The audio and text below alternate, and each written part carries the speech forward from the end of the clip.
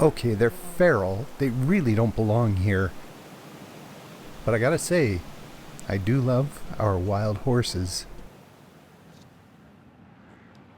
And I do love the drive to go find them. My pal Ozzy and I headed out, and the first thing we found were these moose in a field of canola. And then, a little further down the road, this pretty pond. There was cinquefoil along the shore, and a little wood frog staying still in the grass. Bugs everywhere. So many bugs. And they were bugging the wild horses. Ozzy shot still pictures while I shot video. The horses pretty much ignored us.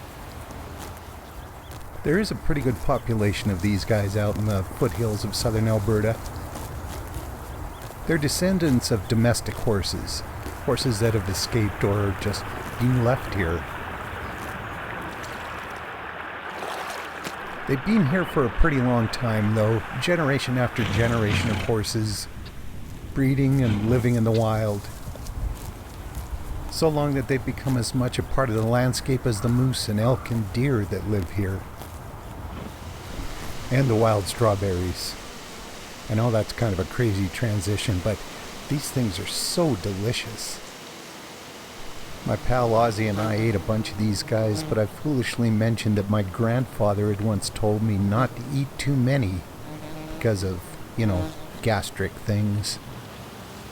So she immediately quit eating them. That's cool. More for me. This is wild and beautiful country out here. The forest fire burned through this valley where the Red Deer River flows. I can't remember, a couple of decades ago maybe. And it's still recovering. And I find that process fascinating. All the different plants that are moving in, the wildflowers, the grasses that are growing in the now open spaces, and just the way the valley is reclaiming itself.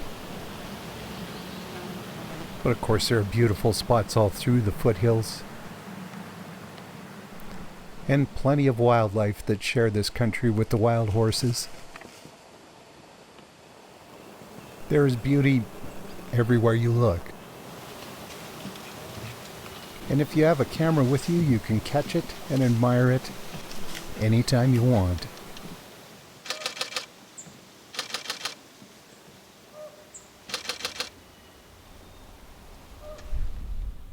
Delicious little wild strawberries.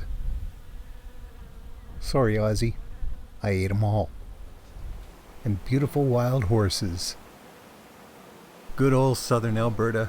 It has all the wilds.